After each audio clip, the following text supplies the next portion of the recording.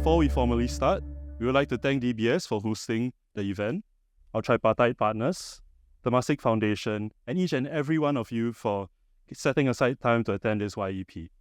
We hope that you'll be able to take away many valuable insights and help shape the tripartite movement together. It is now my pleasure to invite onto stage Mr. Kandaval Periasamy, Divisional Director of Labour Relations and Workplaces Division, and Executive Director of Tripartite Alliance Limited, to deliver the welcome remarks. Mr. Kandal, please.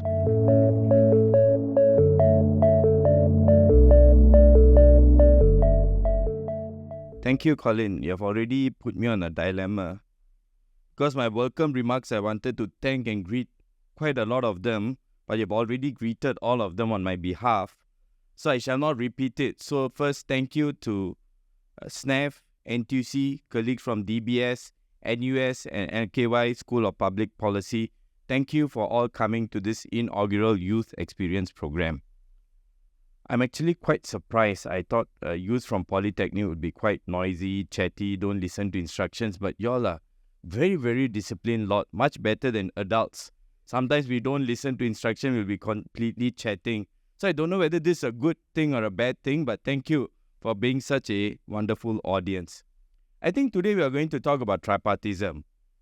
And my welcome address is really not to tell you what is tripartism all about, because in the next 3 hours it's for you to discover. But I thought I'd just give you an operational definition of what is tripartism. So tripartism is the three-way relationship between government, union, and employers to focus on long-term interests and to create sustainable win-win outcomes. I have to quote this quite carefully because this was told by a former Prime Minister in one of the National Day conference. And you have definitions all around, and there are several of these things. Let me give you a story to put it in perspective how these things happen. So if you are a worker, you work very hard, you are skilled, you are productive, and you make lots of... No, you don't make the money. So you work hard, you're productive, you give all your best. As a result, company makes lots of money, lots of profit. And what does the company do? They channel part of the profit to increase your pay. And you become happier, you work harder, you make more money, company makes more money. And imagine other companies and entrepreneurs see this and they go like, wow, Singapore is a great place to make money. More companies set up, more workers come in, the country is thriving, and everyone is happy, a happy ever ending. I can never be a director of a soap drama because I've ended a very long story. But in reality, does this happen around the world? You look at South Korea recently, doctors going on strike, Samsung workers. If you go Europe regularly, if you are taking the train, or even you go to the airport, it's common that workers go on strike. And even closer to home, in Singapore, probably y'all wouldn't know, none of y'all were born, the 50s and 60s, there used to be a lot of strikes, lot of industrial action. But thankfully, the last 40 years, we have had industrial peace in Singapore. How did that happen? What is our secret sauce? We always like to use the word, what is our secret sauce? And to discover part of that secret sauce, I can't do it in the next 10 minutes. I can hardly make Maggi noodles in the next 10 minutes. Is where we are going to hear from the experts. That is where I'm happy that we have our hosts from DBS and DBS Staff Union who will share tripartism in action, how they work together to create win-win outcomes for the companies, for the workers, and the country as well. I shall not steal the thunder. I think DBS will share. But what I know, DBS as an employer, they make sure they reward their workers fairly. They're very focused on their skills, upgrading, career advancement. And this is supported by the union who works hand in hand with DBS. They will say what are the issues faced by the workers. And I noted in 2015, they started the DBS Academy precisely to make sure in the digitalization, workers continue to be upskilled, upgraded, and this is supported by the union. And together, they create great value for the company and for the workers as well. So I'm very happy that part of this today's session, we have DBS sharing with us. So the next 3 hours is going to be an interactive session. We're going to have panel discussions. My MOS is coming later. So take the chance to ask questions. Please don't be very polite. Ask the incredibly difficult questions that you always wanted to ask. Don't direct them at me. Direct them at the other panelists. Because this is important for you. I recall I went to one of the international schools. United World College. Those kids were like 11, 12 years old. I was amazed. Non-stop, they were asking questions and they asked incredibly difficult questions. 11, 12 years old. I was quite shocked. So to take the time to ask, I think this is the question for you. We started off by saying this is the inaugural session for youth. Tripartite Collective is organizing this for you all for the very first time. That's a very nice way of upselling way to say this is inaugural session for you. More cheeky ways to say you all are our first batch of guinea pigs, that we all are trying out this program. So do give your feedback as well after the end of the day how this program has been. But hand in heart, I know the organizers have put in a great thought and effort to make this workable for you. I'd like to thank our tripartite partners, NTUC, SNAF, who are here today. Definitely DBS, NUS, LKY, School of Public Policy, and all of y'all for coming here and definitely very early on time for this inaugural program. What do I want y'all to take away at the end of the program? Hopefully, y'all understand what is tripartism, the secret sauce of tripartism, why it works in Singapore, why is it relevant? And why is it relevant to all of you? Because all of y'all tomorrow are going to be either employees or some of y'all employers. And it's important that you carry the value of tripartism with you so that it continues to be our secret sauce, because we can never take things for granted. This has been our unique competitive advantage, and we hope you get to hear more about it, understand it, and perhaps even tell or share with your friends more about this tripartism. I shall not take any more time. I'm looking forward to the panel discussion, and we hope you all have a wonderful 3 hours. Thank you very much. Thank you, Mr. Kanda. We return to your... And now for the first segment of this afternoon's program, Ms. Ong Tun Hui, Vice Dean of the Lee Kuan Yew School of Public Policy, will give a brief introduction on what is tripartism and share their newly developed microsite on the history of tripartism and the role of tripartism in our present world. It is now my pleasure to call on Ms. Ong to deliver her presentation. Ms. Ong, please.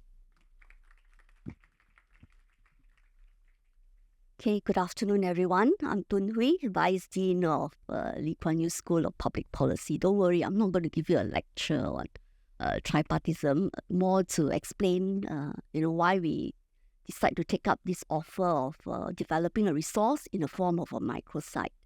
Let me first thank the Tripartite Collective for initiating this very important initiative and for involving the school in this project.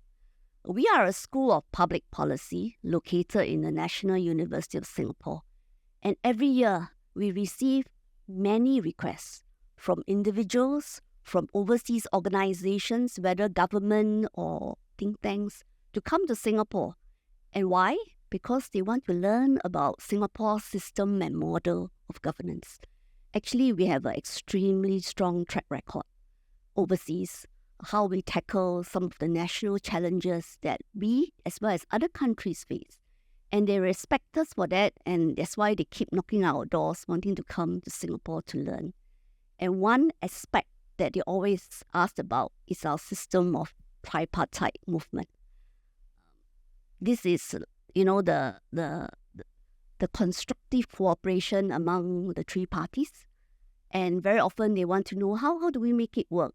How do we make sure that there's cooperation among the three parties, labor unions, government, as well as employees? Because traditionally, if you look at the experience of other countries, these parties are always, in a very confrontational stance, always in conflict. So some of you may not fully appreciate it, but for those of you who may have a chance to experience firsthand some of the labor unrest in other countries, you would, not take the system for granted.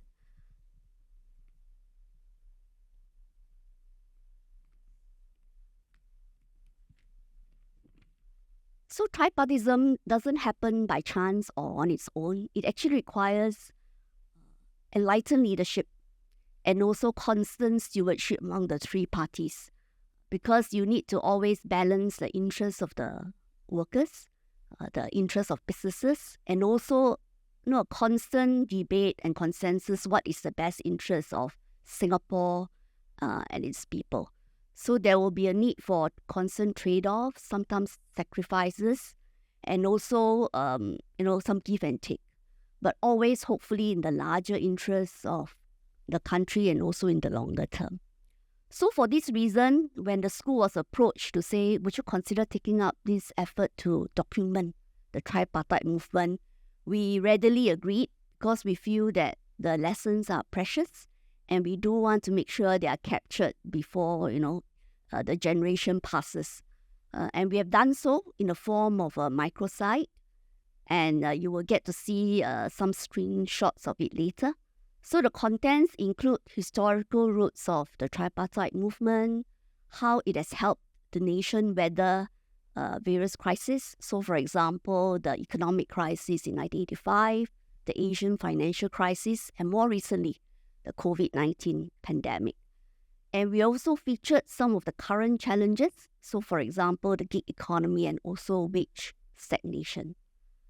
So in the process of putting this microsite together, my colleagues have the privilege of interviewing past and present leaders who have actually played a key role in making tripartism work in Singapore.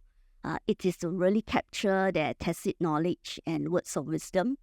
And collectively, we hope that this microsite will be a good educational resource for young Singaporeans like yourself. Some of you might wonder, actually, why should you care about tripartism? Isn't it rather passé in this day and age where we hardly have any labour unrest?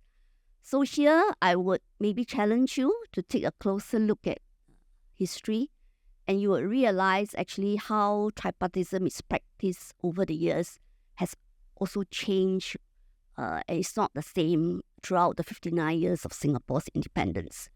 We have to adapt the approach to deal with actually quite different challenges at different stages of Singapore's development. In the early days, it's unemployment. Later on, it's about Singapore's competitiveness. And of course, more recently, it's about how do you weather the various crises and economic challenges. They're sometimes brought about by external events that's beyond our control. So there will always be new issues and challenges that tripartism will face. And already we are seeing some on the horizon, and I hope the panel later might allude to some of that. So as future leaders of Singapore, I hope that you will take some time to better understand the fundamentals and principles of the tripartite movement, because it will stand you in good state.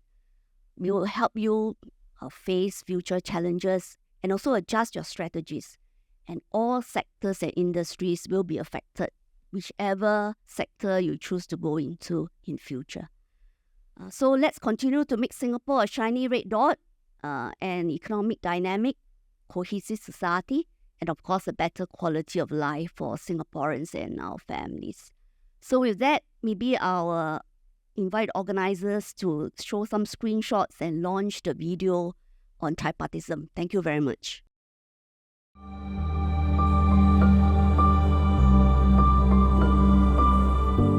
Enterprises will evolve and must evolve according to the needs of the society and then of the time. Yeah, but the basic point of working together is that doesn't change. That the unions must try, and which they have, to work with the employers. And if there's any problem, solve it quickly. So going forward, I think the issues would be more complex. But I believe in the basic principle of the three parties continuing this very close working relationship. and this understanding of we own the problem.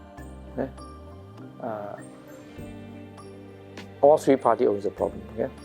If it's your problem, it all becomes my problem. So, and finding a solution to it. So I hope that the future generation, the younger leaders, the leaders of tomorrow, will recognize and know what is tripartism and how precious it is, to the economy, the future economy of Singapore. And we need to partner together, we need to work together to obtain a win-win-win situation. And that is for the betterment of Singapore as a whole. Bear in mind, it's a journey. So every generation of Singaporean, every generation of leaders, every generation of tripartite leaders were to keep strengthening this Singapore tripartism framework to ensure that the win-win-win outcome, the sustainability and the trust can be sustained into the future, both in good times and in tough times.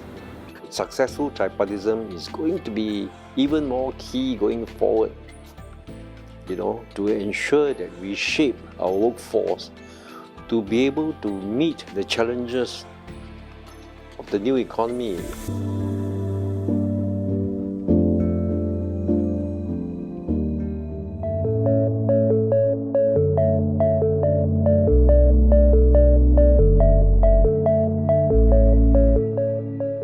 For this next panel, we have invited the senior leaders from MOM, DBS, and DBS SU to discuss how the government, employers, and unions collaborate to strengthen employment relations and manage HR-related issues. But before this, DBS is a known employer who has won many accolades in the industry. In fact, DBS is among Singapore's best employers for 2024. They are in the forefront of tech innovation and transformation. So let's hear about their workforce transformation journey from Ms. Ang Seok Hun, Senior Vice President, Group Human Resource from DBS. Okay, good afternoon, everyone. I'm Seok Hun, the Business HR for Consumer Banking Singapore. It has been quite a long time since I engaged an audience full of youth, and it is very refreshing. And I also hope that during the networking session, I can draw some energy from you during the networking opportunities. Okay, so today, it is my pleasure to share with you our DBS workforce transformation journey, how we have supported our employees through the change journey with our union partners.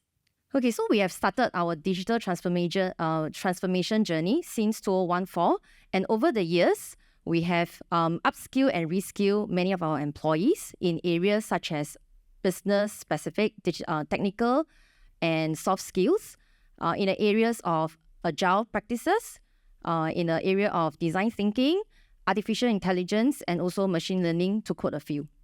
So with job disruption set to continue in the new normal, we want to continue to build a future-ready workforce by equipping them with future-ready skills. Okay, and we also hope that in the course of that, we are able to elevate our employee experience and help them to continue to achieve a career fulfillment within the organization. So in the area of employee experience, we hope to help to drive efficiency, reduce the toil, and as a result, help the employees to achieve work-life balance. In the area of career fulfillment, we want to help the employees to focus on higher value, more purposeful work. Okay, so as the bank evolves, it is also important, we recognize the importance of bringing our people along with the changes, and would like to illustrate how we have done so in the context of branch banking. Okay, so as part of our strategic workforce planning, the bank underwent remodeling of roles within the branches. Okay, and this is driven by two factors. One, as customers become more digitally savvy and they embrace online banking, that is where the expectation in terms of our service level has risen. So secondly, the branch arrivals have also reduced during COVID, and that actually prompted a need for us to pivot a need for branch roles to evolve with higher order skills required. Okay, so as a result of that, there is a need for us to redesign job role where our branch service colleagues have to pivot from single skill to multi-skill. And as a result of that, we have to equip our staff with training in a new digital world. So what we mean by a new digital world means that, our branch service colleagues, they have to navigate around new ways of engaging customers. So gone are the days whereby they only focus on cash handling duties. For instance, they actually also have to step up and help customers with their digital related or online related queries. So this is how we have actually pivoted our employees from multi-skill to from single skill to multi-skill. Okay, so we have also, in the course of that, we have worked very closely with union in terms of this transformation journey. Okay, we are focused on supporting our employees through the change. So we recognize change management and communication are our key ingredients to a successful transformation journey in the branches. Okay, so this is evidently shown in the slides where we held several employee engagement sessions and through various forums such as town halls, career fairs, even down to having more than 77 one-to-one career counseling sessions with them, where we actually provided our employees with resume writing tips and even helped them to be interview ready through various role plays. Okay, and also not forgetting our union partners as well. So DBS senior management together with HR and with our union partners, we have actually help to encourage our employees to adopt, to embrace a growth mindset and also to instill a lifelong learning mindset in them. Okay, so this is very important. So as a result of that, we're able to facilitate a very smooth transition for our employees in the new world of banking. Okay, so as an outcome, we managed to transition more than 100 service colleagues in new or adjacent roles since 2020. Okay, change continue for us. We have very ambitious aspirations as we harness the benefits of Gen AI. So Gen AI is really the buzzword these days. So what have we done in DBS? Since last year, we are focusing on building our Gen AI capabilities. So we started to collate, various use cases to think about how we can actually leverage Gen AI in the organization and for employees to leverage.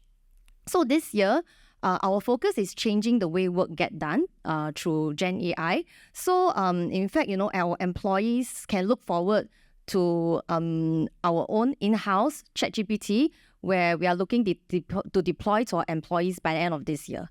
Okay, and from 2025 onwards, we are looking at scaling up our Gen AI capabilities. Okay, so with this very fast change, right, we are also, hand-holding our employees to assure them that, with this change, roles will not be impacted. But as a result of that, in fact, they can focus on more higher value work, and we will ride through the change with them.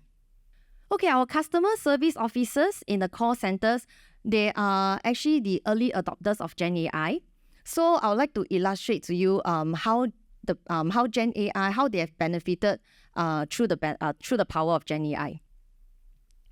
So one, with the creation of service reports using AI-generated transcript and the ability to retrieve full transcript post-call instantaneously, that actually translates to significant time savings for our customer service officers. Okay, and as a result of that actually helps to drive joyful experiences for our colleagues. The other benefit, okay, so our customer service officers, they are able to, through the real-time call synthesis, it actually minimizes or even eliminate the need for customers to avoid, to minimize repeating their responses to the customer service officers. Okay, so in the course of that, our customer service officers are able to deliver joyful experiences for our customers. Okay, so change is constant for us, and we want to continue to help employees to ride through it through the various support systems that we have. And in order to achieve the win-win-win outcome that we spoke about earlier, it would not have been made possible without the strong collaboration between union and the tight partnership between HR and managers. Okay, with that, I end my presentation. Thank you. Thank you, Ms. Ang. That sounds invigorating. And now we are all curious to find out more about the transformation journey and how DBS worked with the union and staff to tackle challenges that arose. So may I now invite on stage Mr. Han Kui-juan, Group Executive and Country Head for DBS, Mr. Patrick Sim, President of DBS Staff Union, Mr. Kandaval Periyasamy, Divisional Director of MOM Labour Relations and Workplaces and Executive Director for Tripartite Alliance Limited, and our moderator for this discussion, Mr. Sim Kim Guan, Executive Director of Singapore National Employers Federation. As you know, I'm the Executive Director of the Singapore National Employers Federation. When you think tripartism, it is always about government, employers, and workers. In the context of Singapore, when you talk about government in the tripartite framework, it is the Ministry of Manpower. That's why Kanda is here, right? And then for employers, it is the Singapore National Employers Federation. So Kui-juan is not only the group executive as well as the country at DBS, but he's also a council member of SNEF. Then of course, Patrick being the president of the DBS in-house union is also part of the NTUC setup. Okay, so here I have very distinguished representative from all three tripartite partners who will be able to talk about tripartism in the context of how it works on the ground. Later on, as you know, there will be a fireside chat with MOS. I think that's when there will be a lot of the more macro level kind of issues. So today, I hope that this panel will give you a better sense of what happens on the ground when it relates to companies, when it relates to workers. Okay? So, to start, I know we you have heard a lot about tripartism, but I thought since I've got three representatives here representing the three constituents, I asked them, what is tripartism from their perspective? So from the perspective of government, from perspective of employer, from perspective of employee. Okay, so maybe start with employee. Hello, good afternoon, all our fellow students from the Polytechnics, our distinguished guests. Yeah, I'm Patrick Sim. Okay, so to me, tripartism is actually, you're looking at, you all know, right? We're looking at the workers being the union, represented by the union, employers, and government. Now, this is something very unique to Singapore, and I think through the years, you can see that through the close collaboration, working together, like for the union, the employees partner in progress with our management together, I think we can achieve a win-win situation for everyone. All right? Yeah. Short and sharp. Thank you. You heard a lot about tripartism. From my perspective, tripartism is really about a symbiotic relationship between the government, the employers, and as well as the workers. Why is it symbiotic? Because as what Kanda said in his presentation, I think it will only work if all three parties have one single goal. And that single goal is economic growth. So the economic growth of a country will enable governments to be able to provide the right incentives and grants to give that kind of environment for workers to flourish. And with economic growth, employers would be able to turn their company into good profits. And with profits, you're able to then pay the workers, give them a career, build their career, develop them, and upskill them. All these three are now working in tandem with that single goal. And this is really important because the moment we are not aligned with that same goal, then tripartism doesn't work because everybody will just be very focused on what is in it for myself. And I think having that broader goal is always important. And in Singapore, we have the good fortune of all of us aligning towards that. And as a country, we've been growing very well. Even during times when we were not growing, we will also coming together to say, how do we turn this around? So in the government's context, I think first we set the macro policies. So for instance, the laws, the Employment Act, the basic labor laws are there. Then I think for us is what do we create, I think, as my panel alluded to create a conducive environment where it is good for investment to come, where we create a thriving economy so that good investment flow in, there are good jobs for our workers. And in order to do that, what we play is to make sure that, usually if the union and the employers discuss and they come up with things on what they want to agree, usually the government role is quite simple. We will say, if both of y'all agree, can't go wrong, we are happy to go along. So normally the government play, sometimes the role of lubricant, sometimes there are issues and we come in and say, let's look at the big picture, let's see how we can settle issues. So to me, tripartism from government angle is to make sure this symbiotic relationship, this win-win partnership, I think the key word here is trust. How do we continue to have the trust and know that when we help each other, when we look in each other's perspective, all of us are going to grow. So to summarize, government role at the macro level, in terms of the policies and the rules to make sure everything is sound, and then to work with tripartite partners to convert all these things that will benefit businesses, workers, and ultimately Singapore. Thanks. So as you know, Patrick is the president of the DBS Staff Union, right? I'm not sure whether poly students, you are aware that actually not every company has a staff union. Quite often you will hear about industry union. So I thought maybe I asked Patrick to explain a little bit about what's the difference in terms of the DBS having a staff union as opposed to, for example, there being a banking and financial services union. Okay. For DBS, DBS is actually what we call an in-house staff union, where actually all the employees employed by the bank can join the union. From the rank and file together with PMEs or even up to our managerial level, even MDs, all this, they also can join the union.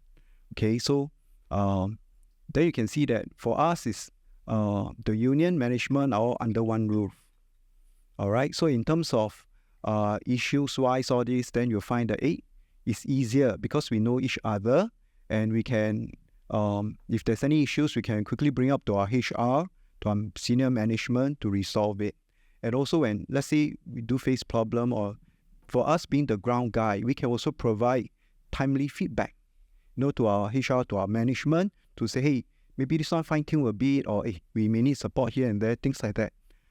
The aim is actually win-win. On one hand, as workers, all this, we also want to encourage our members to have that growth mindset, work hand in hand with management for the benefit of the companies. Just imagine, importantly, is if the company does well, the workers will be rewarded, So it's a win-win situation. Now, having said that, now let me look at the bigger picture. Now, if you look at industry unions, what do they mean? Like in the banking sector, we have the Banking Financial Services Union, the Bank Employees Union. They are all what you call industry union, where they have different banks coming together. Example, UOB, OCBC, Maybank, all this. Each is like a branch like that, where they actually come under the industry union. So the industry union will represent different banks' staff working in different banks. All right. So for them, you'll see there's a bigger union, but the aim is still the same. All of us all are affiliated to NTUC, and the purpose is actually for them is they look after the whole financial sector, different banks. But of course, for the union at their level would mean that they will have to negotiate or talk to different HR from different banks. Example, UOB, OCBC, things like that. Whereas for DBS, is more direct. We work hand in hand with our management. Also, that is the key reasons. Also, you see that one is on its own, a house union, whereas the other one, you see that it's industry, representing different banks, and each will have their issues, all this, but the union have to look at we'll have to engage different HR for different purpose, different collective bargaining, things like that. Okay? Yeah, thank you. Okay, so I thought useful to set the context, because my next question is actually to Kuan, right? Because you have heard the presentation about the transformation journey that DBS went through. And indeed, our economy has to continually transform. But transformation is not always comfortable, right? There are changes that will have to happen, changes to the job. So sometimes the job disappear. Individuals in those jobs may find that, they are not able to continue, right? So what does it mean in terms of the continued employability of the individual?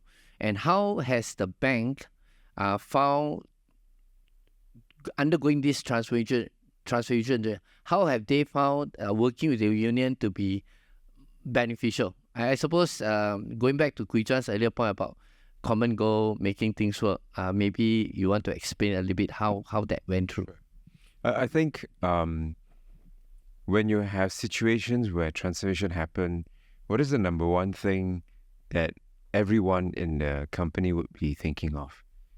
Anyone? You're supposed to respond. Otherwise, you're way too quiet and you might be sleeping. So what do you think is the number one thing? Imagine you're working and you hear that your company is going to restructure. What are you worried about? Sorry? Layoff. Thank you. That's the number one question that you'll be asking. You say that, transformation equals to layoff. And especially when you talk about transformation involving changing the way the branches are going to serve customers, because technology will change that. And if you look at processes that are done in the branches before transformation, they're very manual. So manual means a lot of hands and legs required, right? Technology means lesser hands and legs required. And by that, then the word layoff becomes larger and looms bigger. What is important, as what, Kanda used the word, and I like the word very much, it's the word trust. You need to build trust with the employees, and trust is built through communication, very early communication, whereby you explain the intent of the transformation to the union leaders and bring them along and say, this is what we're actually doing and this is how we're thinking. And this is the impact that will come. So advise us on what you see as impact for the workers and advise us on what are the things that we should be watchful of. Because we already thought through it, this is how we're going to do it, but tell us how. Tell us whether we are missing anything. And I think that level of dialogue is absolutely important. And that's what we did throughout. That's why you have more than 20 conversations with a union in the last transformation that we have, whereby we did transform the job at the branches and really made it very different from what it was before the transformation. So communication is important. Trust is important because you can say one thing, and to all of you who are probably in Gen Z, I don't think you're Gen Alpha yet. Gen Alpha are still 12 years old. Unless somebody who's 12 years old right now, there's a prodigy person in Polytechnic. Otherwise, you're all Gen Z. My son is also Gen Z. Gen Z are quite different. You guys are quite aware of how the right thing should be done, and you're not the generation that like to waste money or waste stuff in general. And with that right kind of mindset that you have, we also don't want to waste talent in the bank. So therefore, having the ability to talk about where the new opportunities will look like, the kind of upskilling that is required for people to move from here to there is important. And bringing them along and showing success stories on that is important. And sometimes it is also important to recognize that there are people who may want to switch in career. They may say that I don't want to be in banking anymore. And with this transformation, can I take advantage of this to do something else different outside of the bank?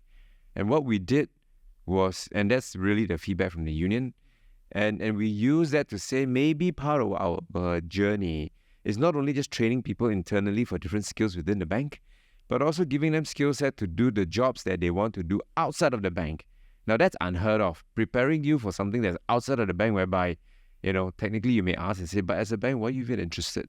We're interested because you are our staff. we are concerned about your future. And so even if future is not with us, we want to make sure that you're most prepared to be able to then take on the next exciting job that you want to do outside of banking.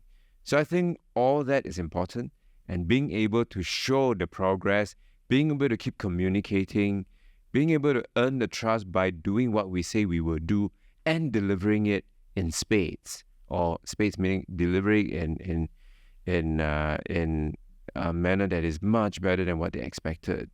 We'll continue to win that trust, and that's how we're able to get on that transformation journey, and we haven't even stopped. We continue to transform now because Gen AI is upon us, which then means there's a next set of transformation that we have to think about. Yeah, maybe allow me to add on also. So like what I would say is this, during transformation, when we were, from the union perspective, we first learned that, this is what the bank is moving, digitalization, transformation. Of course, to our senior staff, those people who are working long, they have this fear, like what you're saying, lay off, things like that. But our management has been, I would say, very, very positive, very forthcoming as well. So together with the union, we assured our staff that there's no layoff. However, we need to upgrade our skills to reinvent the wheel, all this, to do things differently, and we all go for upgrading. In fact, during the COVID period, the union also actually spent many weekends, talking to our affected staff, all this, to tell them not to worry, we are all together. The union is always with them, and we progress together with the bank, in this digital transformation journey. Even myself, I'm actually a branch service manager. Together with my staff, we also attended the upgrading courses, which you can see previously how the branches run. And today, when you visit the branch, you can see we have new machines, iPad, even teaching our older customers how to use handphone, how to look at your, I would say, looking at mobile banking, internet banking, even like using self-service machines, all this, rather than the traditional in the queue waiting for counter to be served. So you can see the bank has transformed, and I would say that this digitalization journey is not the end yet. All right. Now we're also moving to AI, things like that. But I think what's important is, as workers, as staff, must have the type of mindset that we also need to keep abreast, work hand in hand together with management as we progress. You see, what's important is that just think about it. If everybody do well, the bank does well. The bank will also reward the staff in many ways. And that would also, like what earlier on our speaker said, keep us going. And I would say that in this competitive world, this is important.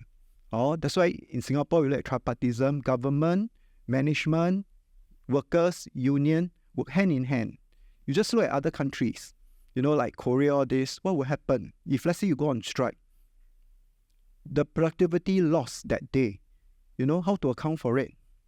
Yeah, so it's important, this trust, which also, all this never come easy. It's through the long, I would say, the many years of building up the good relation with management, the trust and understanding, that we can move together and for the benefit of our staff as a whole. Yeah, thank you. Okay, Kanda, I haven't forgotten you. So you mentioned the government plays a role of a lubricant, right? So I just wanted to maybe get your views in terms of how does the government help make the process even smoother? And how do you help to support both employer and workers, especially when we have to keep transforming? Thank you. This is a good question, because before I took over the division, I was Director of Industrial Relations. So I dealt with disputes and issues between employer and employee. And I'll share one of these stories. I shall not name the companies. I'm not allowed to do so. But it is very common. So, workers want 8% salary increase for that year. And then the union representative will say 8%.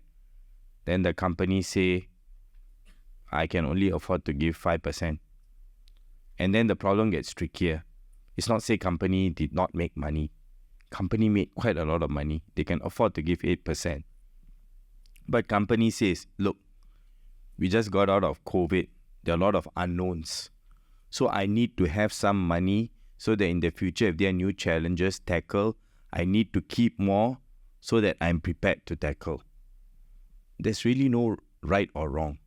So for the company, I can't afford to pay you, let's say, total 1 million. I can only pay 700,000, 300,000 I need to keep because the future is uncertain. What if we need to invest more?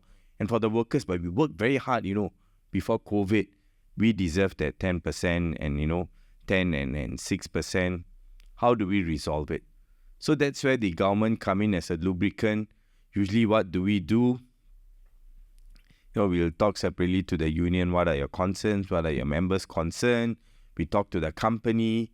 And, usually from the union part, they may say, look, our workers, you're low-wage workers. They're a certain group. They have worked hard. They're looking forward to it. Inflation is going up. We hear the company and we try to get both parties together to see is there a common ground where both parties can have a win-win outcome which is sustainable. So this is the definition that we said. So end of the day, I think relationship between union and company, it's like a marriage. And in our law, Industrial Relation Act, this is one marriage where you actually cannot divorce. Really, really. So once the union and company, they're unionized, you cannot tomorrow decide to say, the company cannot say, I don't want you as my union. It's a permanent marriage. So it's a long-term relationship and you need to make it work. And that is what sometimes we tell both the management and the union to say, look, why don't you give in a bit? We tell both parties, why don't you give in? Because this is not just 1 year. You're going to negotiate next year, going to see each other's face. So it's important that both of y'all don't lose. And what is sustainable? So this is how we come in as a lubricant to get both parties to settle. Maybe I ask a question. How many of y'all think, in Singapore tripartism, it's a bit quite boring? Boring meaning, employer got problem, they sit in the table, like our partners here, hey, how much? 10%, 8%, agree 9%, okay, come shake hand, Okay, how many of y'all think it's all must raise your hand? You cannot just sit on the fence. Okay, so I give you two scenarios, then you raise. Scenario one is this. Both sit on the table, usually very good relationship. Within 1-2 hours can chit-chat, shake hands, agree on a mutual settlement. That is scenario one. Scenario two is sometimes both parties come, bang table, walk out, 1-2 months, protracted, very, very tough negotiations until they see each other, don't even smile tight. So that's scenario two. So how many of y'all think it's our tripartism is more like scenario one? Show, raise. Okay, 50. How many of y'all think it's scenario two? Actually, more of y'all think it's scenario one. In fact, that's credit to our tripartism. Let me tell you what is reality. Reality is somewhere between 1 and 2. It's 1.5. There are meetings where people bang table and leave. Sometimes that's a strategy. They say, I will come back one. This one does need to share and do it. The reality is, I think unions, they fight very hard for their workers, what they think is right. And I think management on their part, they also want to make sure they do right by their workers, but they also have a responsibility to the board to make sure the company continues to prosper. So often it's not straightforward. So both parties work in the best interest of their entities while keeping in touch to know what the other person is also, what is the interest of the other party. So when the workers are saying, I need 10%, they're also mindful that company needs to continue growing. And the employees say, I can only give you 6%. They also know workers got cost pressures and everything. So often, sometimes it can be even a protracted discussion. But why few of y'all raise hand for scenario 2 is we try to keep it within closed doors. We don't, after a meeting, go to journalists and say, hey, today I banged table at that union. That would have made headlines news. So if we had allowed that thing, you would have every day been reading, this meeting number 3 later, so and so, bang table, look forward to the continuation of the story. So we don't do that. I think behind the scene, all parties work hard. All parties work in the best interest of tripartism, and we try to settle the matter. And the government will come in as lubricant. So in Industrial Relations Department, we actually do have quite a fun time working with all these disputes. But more than often, I think all parties know how important tripartism is and the long-term relationship, and we are able to resolve the matter. So don't have the, when I took over, when I told my colleagues I'm Director Industrial Relations, many of them first think your job must be very easy one. Employee Union Singapore, very nice one, nothing much to do, right? So there's this impression that always go on. It is not the case, neither is it the case that we're always fighting and throwing file at each other. Don't get me wrong. I'm saying it is, we work hard at it. We work hard to keep our tripartism strong. It is not straightforward. It years of trust and building the relationship. Yep. Thanks. Yeah, maybe allow me to add a bit more. So far, I think you heard about DBS Staff Union, DBS Bank being our employer, MOM, government. We still have one more party. There's all the unions in Singapore is affiliated to NTUC. This one, I think just now he talked about husband and wife. This one, I think NTUC is more like our parent like that. They provide the advice, the support, and also like our advisor is actually Brother Patrick Tay. He's also a Labour MP. So if let's say union, we do encounter some difficult issues, we also can get help from NTUC. And NTUC also have good relationship with our government. You all know, right? Yeah. So all this play a part, to ensure that it's a win-win for everyone. And this is something very unique which Singapore has, other don't have. So it's important that, this kind of symbiotic relationship, which you all heard today, to us is please continue to do that. It definitely will help us, even in future, when faced with difficult issues, difficult crisis, all this. All right? Yeah, thank you. So it's very easy to look at the union as the worker representative, right? I mean, they represent worker. But I would say that the reason why our tripartism work well is because even as a union represent worker, they also understand the perspective of management, the employer, and sometimes have to convince the workers what is the right thing to do. So it's not represent you at all costs. Not that whether what you want is right or wrong, I will represent you. But I think there's that level-headedness that comes into play. So I thought I'd ask you whether there are examples where you have had to convince your constituents, the workers, about what is the right way forward, which is maybe not where their initial position might be, but really looking at things from a longer term, looking at things from a broader perspective. Whether you have some examples. I will put it this way. When members, sometimes we do have members that come forward to the union to say, hey, I got this issue, that issue, all this. Now, as what our speaker just mentioned, from the union's perspective, it's not every time when members come to us, we will say, oh, okay, we will support you and do. At times, the union will have to play the other part.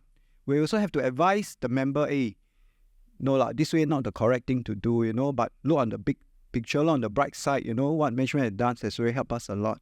Or like example, just give a very simple example, if some of our members, like example, last year they had increment, and then this year they find that, hey, my increment not so high, how come last year more? So to them, sometimes their mindset is, wow, every year must go up, which you all know is not so possible, right? So what we'll do is we have to explain to a member, say, hey, look here, you see, last year we have X dollar. So this year, based on your, I would say, your job score, all this, maybe you're more worthwhile. But of course, you must still continue to do well so that at least you still get rewarded, moving forward. But it's not that, your increment cannot be this year, every year just increase that much, you see. That's one example. But of course, we also have issues like members find that, hey, I have this problem at work, how is it? So union will also listen and see how best we can help. But if let's say need be, we can always write to HR or talk to HR, say, hey, this member got this issue, maybe can we look at it differently or see how we can help the member, things like that. But we also have cases where, sometimes member ask, can I have this? But we also, from the union perspective, we also have to weigh and see, is it correct? Is it wrong? Or is it necessary? Like example, to upgrade all this, to us, that is very important. Training, retraining, upscaling, definitely is important. But we also know that some of our members say that, hey, I'm not so tech savvy, digitalization, all this. Then we'll say that not to worry. We also will highlight to management, hey, give our workers more time. That's why, when union talk to HR, we always say that for more of those elderly staff, all this, please give them more time. Because, maybe in terms of pick up rate a bit slower, but I'm sure they still want to do, and please give them more time for training to meet their needs, all this, which I think over time, all this does help. Together, we all progress for the benefit of the bank and also to our workers, continue working, continue to be gainfully employed. I think all this is important. Yeah, thank you. Now, of course, I think the vice versa, employers also have interests of workers at heart. I think Kuan earlier talked about the fact that helping individuals that are affected by transformation, possibly even acquiring jobs outside of the company, outside of the sector, if that is what they desire, right? But I'm just wondering whether are there other examples where, as an employer, you are able to do more for the workers? So for us, the talent development program within the bank is extremely important. You may have heard this term that we have used, growing your own timber. So what that means is the best performing companies are those who are able to build talent from within. It's even better if you can build talent from young all the way through their career cycle. Reason why that is important is because you want institutional knowledge of the company is important. Knowing who you work with is important because your way of working and your style of working becomes a lot easier with people whom you're familiar with. And so longevity within a company is extremely important. And with that in mind, we have developed quite a lot of leadership programs and as well as mobility programs. So believe it or not, within the bank itself in our scorecard, we do have matrices that measures mobility. Mobility meaning within the bank are people switching jobs. And it is important that we create the opportunities for people to move within the bank. So that's at the most fundamental level of career development. So we have a policy of 2+2 or 3+3. So 2+2 would be all the way up to the vice president level. When you have worked in a department for 2 years, you are allowed to go and apply for another job within the bank without telling your supervisor. You are allowed to do so. If you're SVP and above, it's 3 years, and then you can do that. Why +2 or +3 means once you got the job, it will take you 2 months to move to the new job so that somebody can learn from you, and then they should be good after 2 years, after 2 months, and then likewise for more senior after 3 months. So that's what we do for mobility. Then the other thing that we do is we do look at talent development. So we do identify employees who are high potential, and all workers who are identified as high potential are given opportunities to stretch their jobs, meaning that they may be given more responsibility, or you stretch them by moving them to another department to get them to learn new skill sets, and you support them with training and mentoring. And the last thing that we do is we have just launched a program last year called iGrow. That is where we use AI. So individuals will put in what they want in their own careers. And the machine will recommend to them and say, with this aspiration that you have, tell me what kind of jobs you want to do. And it would then tell you the kind of training that you need in order to be able to do those jobs. Or if you put some jobs out there that maybe seems to be a bit too far away from where you are, then it will recommend the adjacency that you can do to move and the kind of things that you can do and train to be able to get to those jobs. And that is where we encourage people to take charge of their own career, take charge of their own learning, and use this to map. And because of mobility program, as I explained earlier, people can apply anywhere. And it doesn't matter, which part of the bank you're in. We will just look at skill set, and if your skill sets are good, we'll take you. And the mobility rate that we have in Singapore last year was close to 30%. And this cuts across all levels. So that's amazing because a third of the people changed jobs because we moved them internally. Otherwise, we would have lost that 30% to the outside. We just think about it. So I think that's important for us to continue to invest in people and give that opportunity to all workers within the bank itself. Are there any questions from the audience? If any of you are keen to ask a question, you may raise your hands. Understanding that the aspect of tripartism is the relationship between the union, the government, the employees, and the workers, right? How do you ensure that the policies and the problems raised within the Tripartite Collective are actually representative of the problems faced by workers on ground? Okay. So the question is, how do we make sure that we are reflecting reality to some extent? Yeah. Okay. So actually it's a reality amongst all three parties. So maybe because Kuan is on SNEF, right? So he should be able to talk about the employer's perspective, and then you can talk about NTUC side. So maybe NTUC first. Okay, you see what happened is this. You look at the organization. You look at who are the staff in it. They actually, many of them actually are our union members. So the union, the employees, we form what we call the ground guy. People who are actually on the job, working for the organization. So if you say about, is that the ground feeling? Yes. So if, let's say, there's any change or this, then the union, through the collective, what they call the one voice, union can always highlight to management how to fine-tune it, which I explained earlier. There are things that maybe it's not this way, but we also fine-tune it so that we can achieve the same results.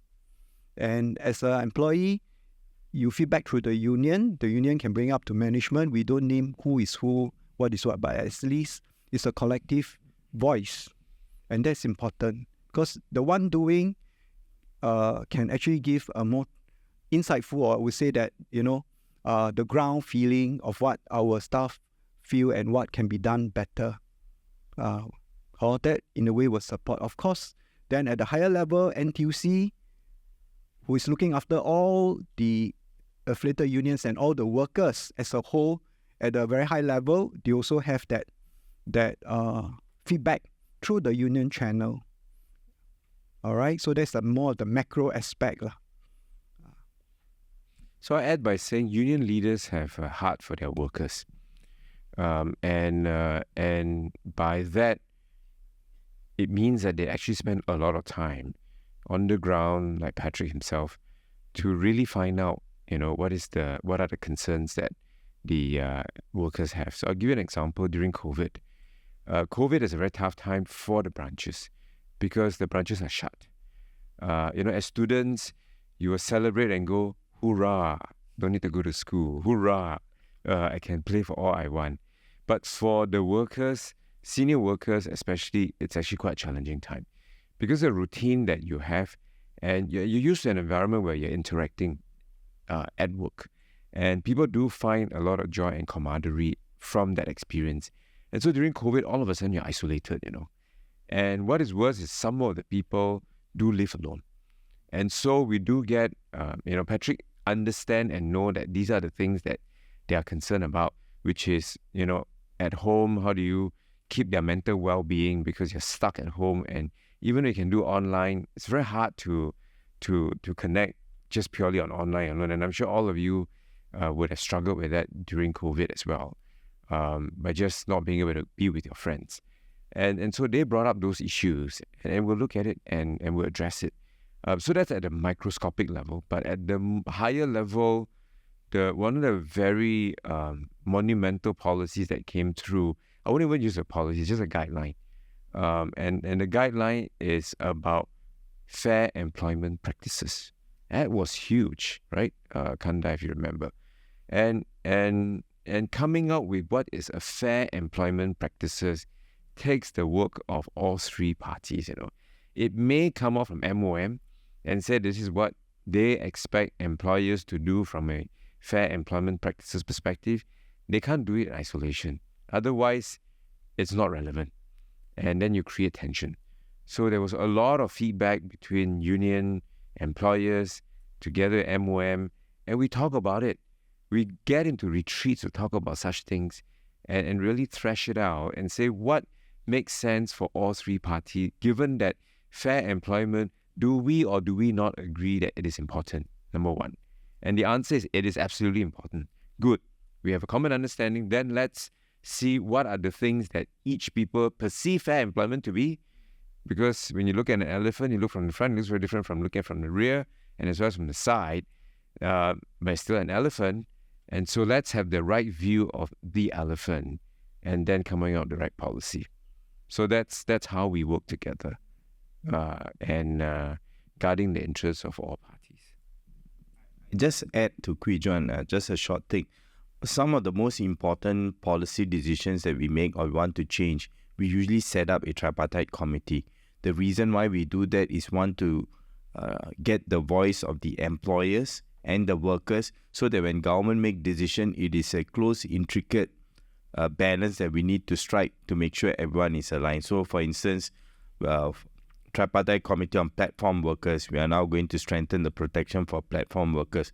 Workplace fairness legislation, again a big legislation. Again, it was a tripartite committee so that everyone raises the concern from the employer side, from the worker side, so that the government can take in all the feedback, work with them to see what makes sense. During COVID, I think we had a lot of advisories that came out. How do you handle, someone who doesn't want to go for vaccination? Can you terminate them during height of COVID? So, behind the scene, every night, SNAF, NTUC and ourselves, we were seeing the wording. How do we word it? How it is precise? How do we make sure that workers are not disadvantaged? Similarly, how do employers carry on doing the business? So there were a lot of challenges, whether should we use the word would, should, could. Sometimes, our English knowledge gets very strengthened. What's the difference between would, could, should? And some people say there is a difference, shall, must. So it's very interesting. But to answer the question, I think the unions have the pulse of the workers, staff has the pulse of the employers, and we come in to see how do we strike the balance. I think it's a great question. Thank you. So with the rise of gig economy and contractual work in Singapore, how are labour policies adapting or changing to ensure fair labour practices and employee protection? Okay. I think you just talked about platform work. You want to elaborate a bit more? That's a great question. So I think the gig economy or platform work, I think that's one of the issues that I think the union brought up as well. They said, look, there are people doing platform work, they are being paid very little, they're being rushed from job to job, they don't have enough rest. If they get an accident, what happens to them? Things being cancelled, even though they are considered freelance worker, the platform through the apps, they have some control.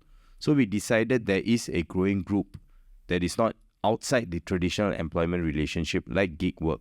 Then we decided to come together and we decided that we need to strengthen protection for gig work, which is why now the platform workers bill is something that we are being cooked. It's being cooked right now. I think we come out with the report how we are going to strengthen the protection for platform worker in terms of insurance coverage, union protection, among others. So this is a good example where I think it's going to continue to evolve. So I think there are a lot of new things coming.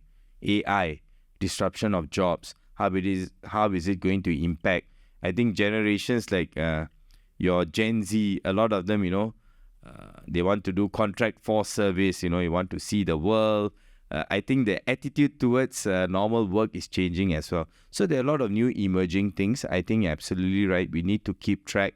But gig work is one good example where we knew it was outside the traditional space, but we knew we need to do something and we did something about it. Thanks. Yeah. So because I was quite intimately involved in the entire platform work area, just to elaborate a bit more, the traditional thought in the past is you are either employed or not employed. So you're either self-employed or you are employed, right? So that's where the line is drawn. But with the Grab, Deliveroo, and so on. The realization is that even though you work for this platform, you are not truly self-employed, because there are certain things that you have no control over.